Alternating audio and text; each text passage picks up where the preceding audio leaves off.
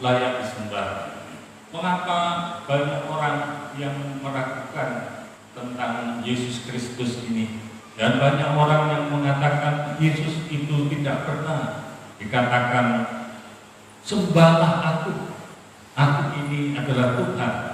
Dan di seluruh Alkitab memang tidak ada kata-kata Tuhan Yesus mengatakan aku ini Tuhan, ayo silakan sembah aku.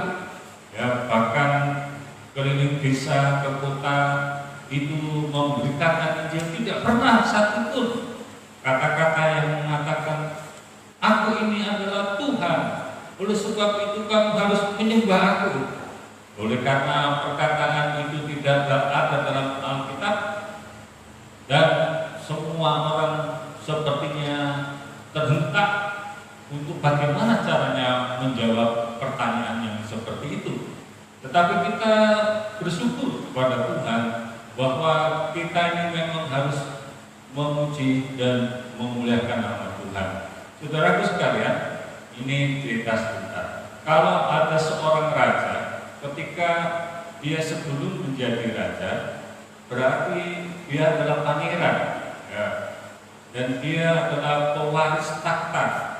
Seorang pewaris takhta itu dimanapun akan disoroti oleh masyarakat, dan mereka akan mengetahui ini adalah rajaku yang ke depan, ini adalah ratuku yang akan datang. Dan seorang ratu dan seorang calon raja ini, dia tidak akan kampanye kemanapun pergi.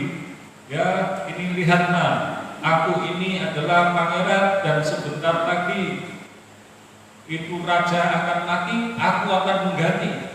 Oh, tidak akan mengatakan begitu. Atau seorang putri akan menjadi ratu, ini calon ratu, dan sebentar lagi raja itu atau bapakku mau mati dan aku adalah ratunya.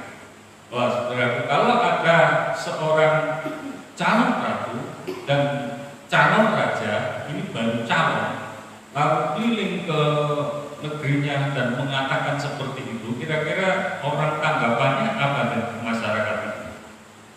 Wah, tentu masyarakat akan mengatakan ini ratu kita ini sepertinya stres ya, calon raja kita stres ya, karena apa? Keliling negeri ini hanya mengatakan ini aku calon raja, aku calon ratu, tidak usah mengatakan begitu. Raja yang akan datang kalau sudah mangkat, dia pasti diangkat untuk menjadi penggantinya. Tidak perlu keliling ke sana kemari dan mengatakan promosi bahwa dia itu calon pengganti raja.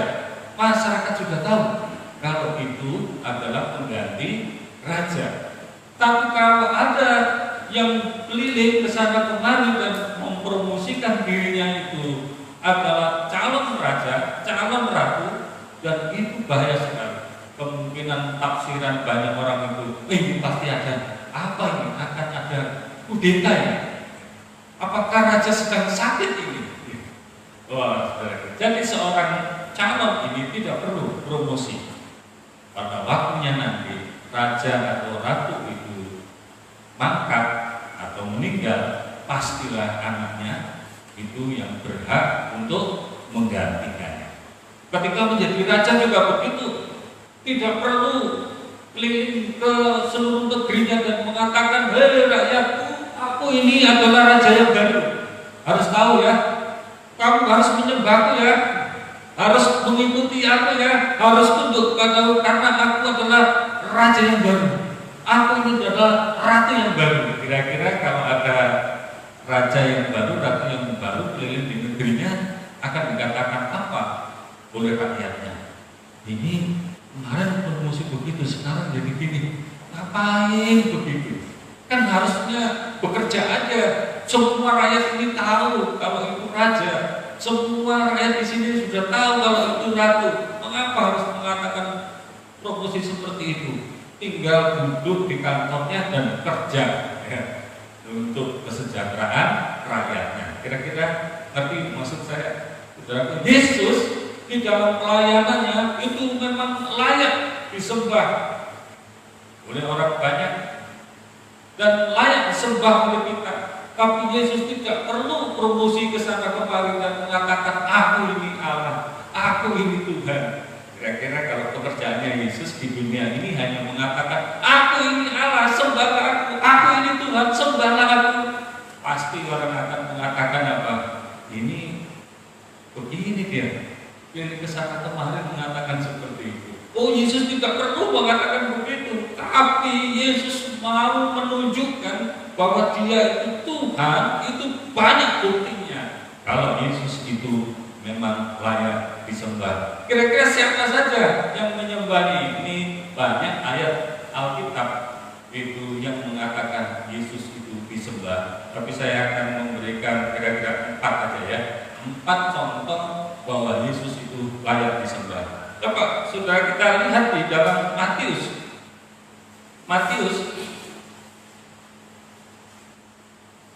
Injil Matius pasal yang kedua, Injil Matius pasal yang kedua, ayat yang ke-11.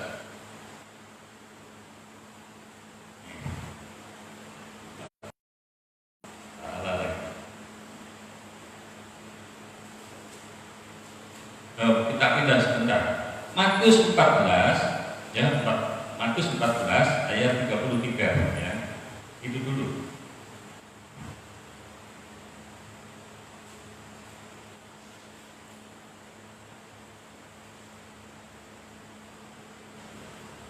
Sudah ya?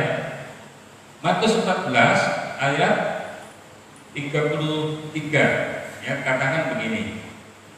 Dan orang-orang yang ada di perahu menyembah dia, katanya, sesungguhnya engkau anak Allah. Ya. Sesungguhnya engkau anak Allah.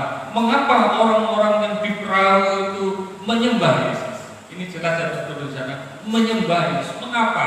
Karena orang-orang yang ada di perahu itu adalah murid-murid Yesus yang akan tenggelam perahunya.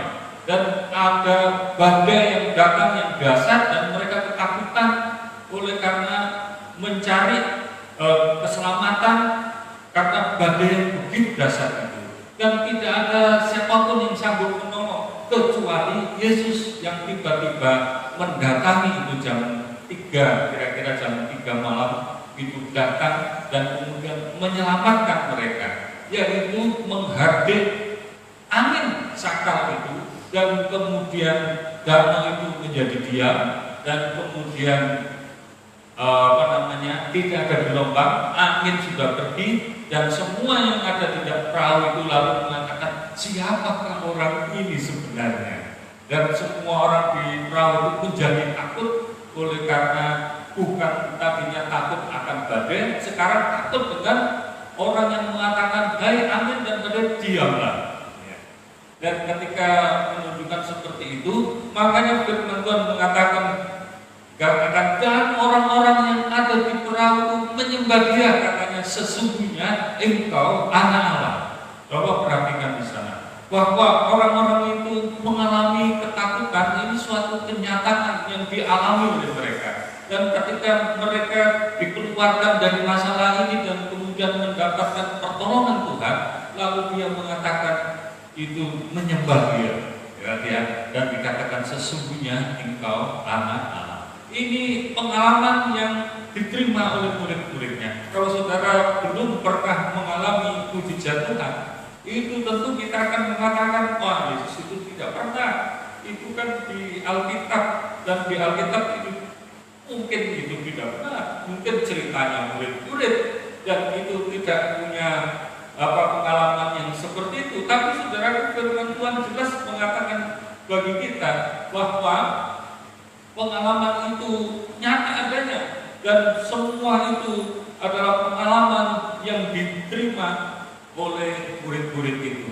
Kalau murid-murid itu bukan satu orang, banyak orang di dalam perahu itu dan mengalami peristiwa yang sama, maka itu adalah kebenarannya. Mengapa kebenarannya? Bukan satu orang. Kalau satu orang, itu bisa cerita, ya itu bohong kan, mas cerita kesana kemari. Tapi ini banyak orang, lebih dari satu yang mengalami Jadi kebohongan itu tidak mungkin terjadi, tapi itu adalah nyata yang dialami oleh murid-muridnya. Kalau murid-muridnya itu mengalami seperti itu, maka kita pun harus menerima satu kenyataan, yaitu kita menerima murid-murid itu menyembah Yesus Kristus. Maka saudara dan saya ini, murid-murid yang di zaman modern ini harus juga menyembah Dia.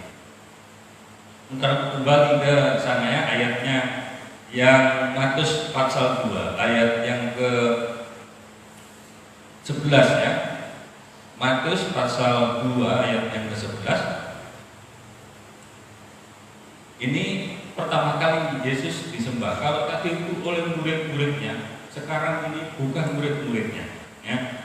Katakan, maka masuklah mereka ke dalam rumah itu dan melihat anak itu bersama Maria ibunya, lalu sujud menyembah Dia. Mereka pun membuka tempat harta bendanya dan mempersembahkan persembahan kepadanya, yaitu emas, kemenyan, dan mur. Saudara tahu ini peristiwanya? Peristiwanya adalah Yesus masih kecil, Yesus masih bayi, dan posisi dalam keadaan yang masih bayi, kemudian ditinggal bersama dengan Maria dan Yusuf. Dan orang Majus ini adalah orang dari negeri timur. Kalau menurut beberapa artikel yang saya baca, orang Majus ini adalah merupakan orang yang bijaksana. Dikatakan bijaksana karena memiliki ilmu pengetahuan yang lebih daripada di zaman itu daripada orang-orang yang lain. Dan dia adalah ahli astrologi ya, atau astronomi. Jadi ahli perbintangan, bukan ahli perdukunan. Kalau sekarang itu apa yang dilihat, bintangmu apa? Oh itu, kalau Virgo itu begini. Nah itu namanya termasuk bintang ilmu perdukunan ya. Karena itu meramal, tapi dia itu ilmu perbintangan. Dia tahu yang disebut bintang timur itu apa, seperti itu ya. Jadi dia yang berkeliling jauh dari negeri Yerusalem. Dan menurut yang kami baca, itu adalah dari kerajaan Media Persia, atau sekarang itu Irak atau Iran ya. Itu dua raja, Iran dan Irak, itu dulu dalam satu daerah. Dan kemungkinan besar juga tokoh ini adalah tokoh agama pada waktu itu. Dan ketika datang ke Yerusalem, mengetahui ada bintang yang begitu cerahnya, dan bintang ini terus berjalan. Yang mengherankan itu ada bintang itu bisa berjalan dan kemudian berhenti di atas Yesus yang sedang lahir di kandang domba. Wah, ini luar biasa. Dan kalau melihat seperti ini, yaitu orang yang ahli perbintangan ini mengerti dan akhirnya sampailah di kandang itu. Dan ketika sampai di kandang itu disebutkan adalah dia menyembah Yesus yang masih bayi. Dengan apa? Buktinya itu dengan emas, kemenyan, dan mur. Saudara bisa mengatakan di sini, Yesus tidak memaksa orang lain untuk menyembah Dia. Yesus tidak memaksa orang yang hebat ini dari negeri timur ini datang di kandang domba itu lalu menyembah. Ya. Bagaimana bisa mengatakan seperti itu? Yesus masih bayi secara manusiawi. Dia bayi, hanya bisa bergerak, menangis. Semua kalau lapar ya menangis, ya. Kalau capek ya menangis, cuma itu bahasanya karena dia masih bayi. Dan ketika orang datang ke sana, siapa yang menyuruh menyembahnya? Oh, tidak ada yang menyuruh menyembahnya. Yesus juga tidak mengatakan maksa untuk sembah aku ya. Oh tidak, tapi dia dengan sukarela datang dan kemudian menyembah Yesus. Yesus masih bayi. Kalau tadi jelas mengatakan murid-muridnya, nah orang mengatakan muridnya jelas saja menyembah Dia. Tapi sekarang ini adalah bayi. Kalau bayi bisa mengatakan kalau cerita firman Tuhan ini, peristiwa yang tertulis dalam firman Tuhan ini adalah satu kebohongan. Oh, tidak mungkin satu kebohongan, karena ini adalah orang dari negeri jauh datang ke Yerusalem dan masuk ke kandang lalu menyembah Yesus. Luar biasa.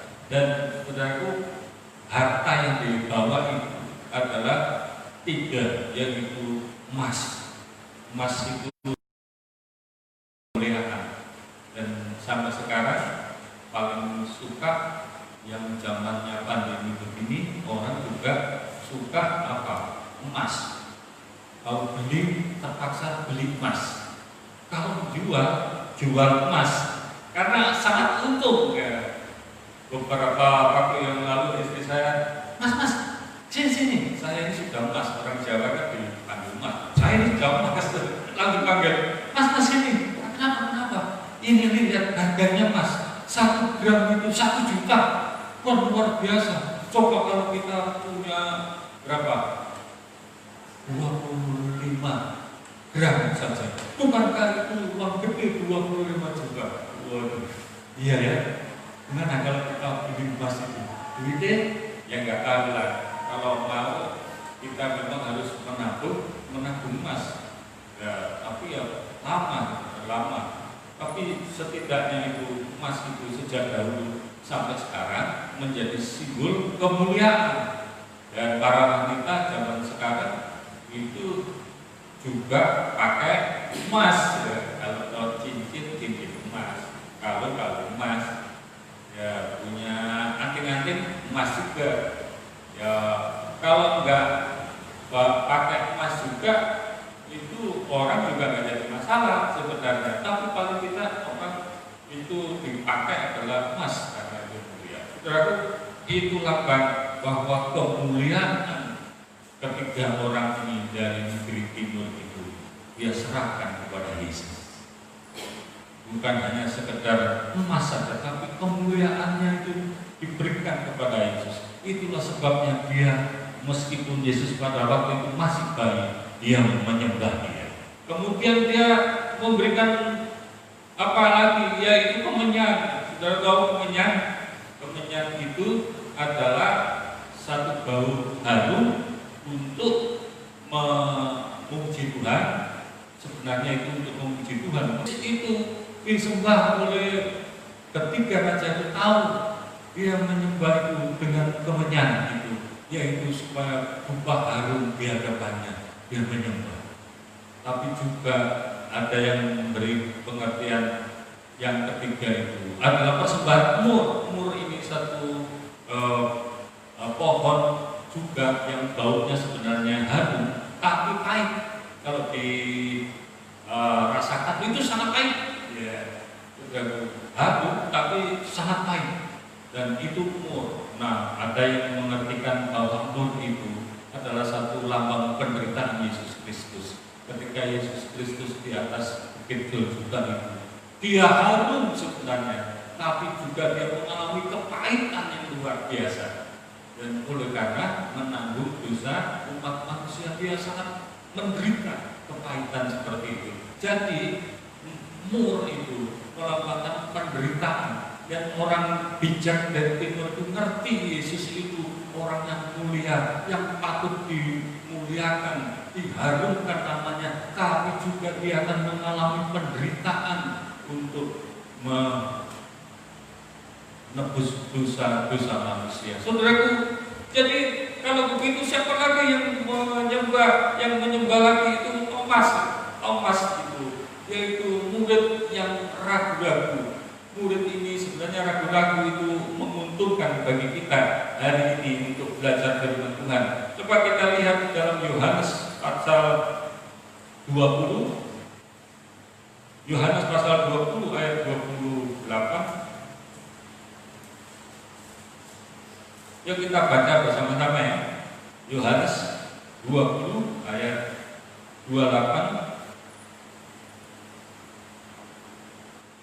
Ayat 28 dan 29 ya. 1, 2, 3. Thomas menjawab dia, "Ya Tuhanku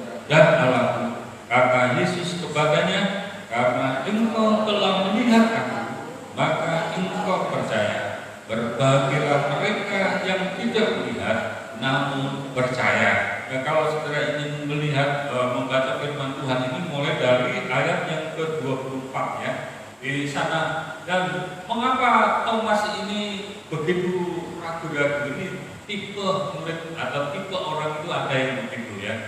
Jadi sekarang dia mengatakan, aku sih percaya pada Yesus. Tentu percaya pada Yesus. Ada orang yang diam saja, hatinya juga percaya kepada Tuhan Yesus. Tapi ada dua orang yang luarnya nggak percaya Yesus, hatinya juga nggak percaya Yesus. Jadi pilih yang mana? Tapi kita harusnya sebagai orang itu yang itu mau percaya kepada Yesus di dalam hati, dan wajah kita ini juga menunjukkan orang yang percaya kepada Tuhan Yesus. Nah, Thomas ini ragu-ragu ketika Tuhan Yesus datang kepada murid-murid yang lain, dan Thomas dikasih tahu, Thomas, ini Tuhan Yesus sudah sudah bangkit. Sekarang ini sudah menemui kita semua. Lalu Thomas mengatakan, nggak mungkin lah.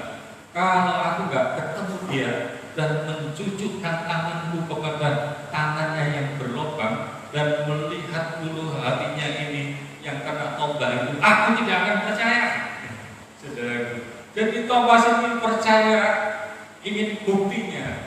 Bersyukurlah juga kita bisa menemui Thomas ini. Ya, ketika kita melihat firman Tuhan ini, setelah itu di dalam kamar itu bersama dengan murid-muridnya yang lain kumpul, dan Thomas itu juga masih ragu-ragu. Mendadak Tuhan Yesus itu ada di tengah-tengahnya dan menemui Thomas. Hai Thomas, lihatlah aku berdiri di sini. Cucukkanlah tanganmu kepada lubang di tanganku yang berlubang, dan lihatlah lambungku yang ditusuk oleh tombak itu. Ketika melihat seperti itu, pertama Thomas itu jelas mengatakan apa dalam dirinya, kok tahu ya Tuhan, aku mengatakan begitu kok dia ngerti, dia tahu situasiku, padahal aku tidak mengatakan begitu. Aku mengatakan kepada murid-muridnya, murid-muridnya cuma mengatakan kepada Tuhan Yesus, tidak, tapi Tuhan Yesus tahu persis apa kebutuhannya Thomas itu. Dan ketika melihat seperti itu, Thomas itu karena melihat saksi di depan mata sendiri itu, Thomas itu lalu mengatakan, ya Tuhanku dan Allahku. Ini penting sekali. Di selama pelayanan Tuhan Yesus itu, Thomas tidak pernah muncul, ya, sering tidak muncul. Tapi ketika dia muncul, dia mengatakan, ya Tuhanku, ya Allahku. Wah, itu luar biasa. Kalau Thomas yang orang yang suka ragu ini dan kemudian berubah menjadi orang yang percaya kepada Tuhan, maka kita harus yakin dan firman Tuhan ini. Kita harus beriman benar seperti Thomas ini, bahwa Yesus itu adalah Tuhan dan Allah kita. Tapi aneh kalau kita ini sudah tahu bukti bahwa Yesus itu memang layak disembah itu, lalu kita mengatakan, saya nggak percaya. Kalau saudara nggak percaya terus sampai detik pada waktu mati, lalu kemudian kita dikatakan seperti orang kaya yang tidak masuk surga, seperti Lazarus yang masuk surga dipangku oleh Tuhan, berbeda sekali. Kita mau percaya kepada Tuhan Yesus, dikatakan oleh Tuhan Yesus, kata Yesus kepadanya, karena engkau telah melihat aku, maka engkau percaya. Berbahagialah mereka yang tidak melihat, namun percaya. Saudaraku pernah melihat Tuhan Yesus? Oh puji Tuhan, kita tidak pernah melihat Tuhan Yesus seperti Thomas ini. Tapi kita percaya kepada Tuhan Yesus. Maka saudara sekalian dikatakan itu, meskipun kita mengalami sakit penyakit, kita mengalami tekanan hidup, kita mengalami seperti ini, tapi kalau kita percaya kepada Tuhan Yesus, dikatakan itu adalah orang yang berbahagia. Berbahagialah mereka yang tidak melihat namun percaya. Waduh, kita selalu diberkati oleh Tuhan dengan berbagai macam cara. Ya, pernah kan saya cerita, sudah ingin saya saksikan lagi pada suatu saat Istri saya berdoa di sini, lalu kita diperintahin diam semua, tidak boleh berisik, aku mau berdoa. Berdoa itu ditutup, lalu berdoa. Dan pada saat itu adalah musim hujan. Happy Michael itu masih SD dan SMP ya, kelas 1 mungkin itu. Dan kemudian saya memperbaiki celana saya yang robek, saya kasih dengan jarum seperti itu, terus kemudian pakai itu. Lalu Michael turun dari di tempat tidurnya, lalu mengatakan, "Pak, aku lapar, aku minta roti."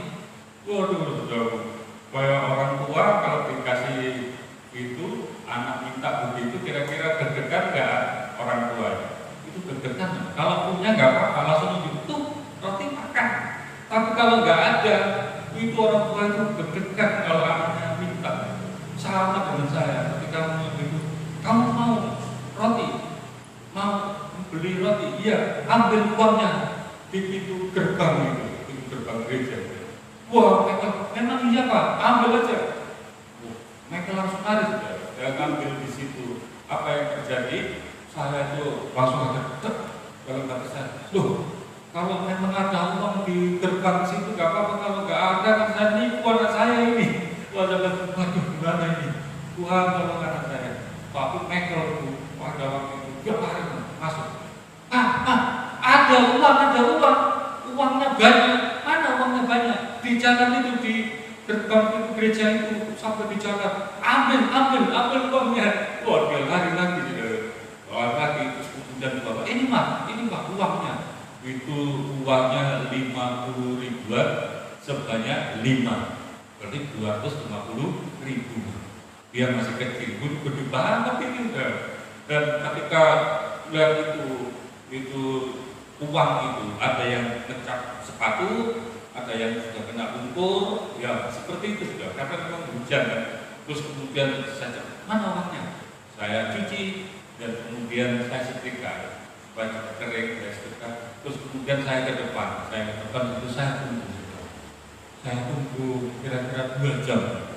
Orang lewat sana lewat sini, nanti kalau lewat sini ada orang yang datang, lalu siapa ya tahu uang saya hilang, lalu saya kasih. Ya. Tapi kalau saya mengatakan, siapa yang di sini uangnya yang hilang, orang yang jalan kira-kira siapa? Angkat tangan semua ya. Ini uangku hilang tadi pagi. Jam berapa? Pasti orang akan ribut mengatakan, jam 4 pagi. Yang lain, enggak, jam 3 pagi.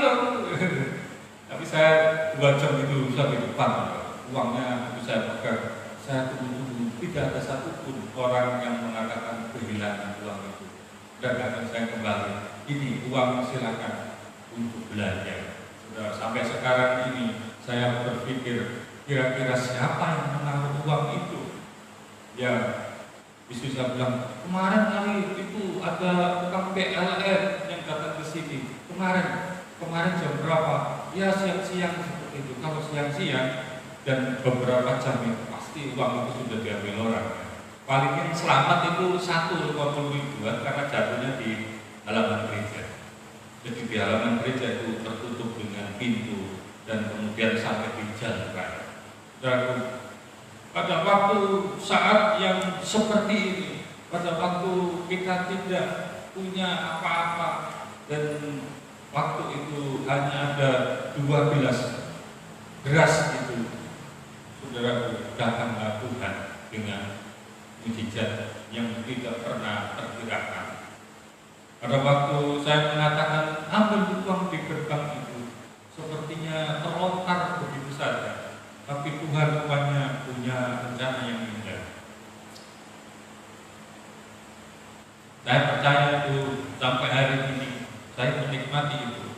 Kasih Tuhan yang luar biasa. Pada saat kita tidak punya apa-apa, pada saat kita merasa terjepit, pada saat kita mengalami pandemi seperti ini, tetaplah menyembah Tuhan.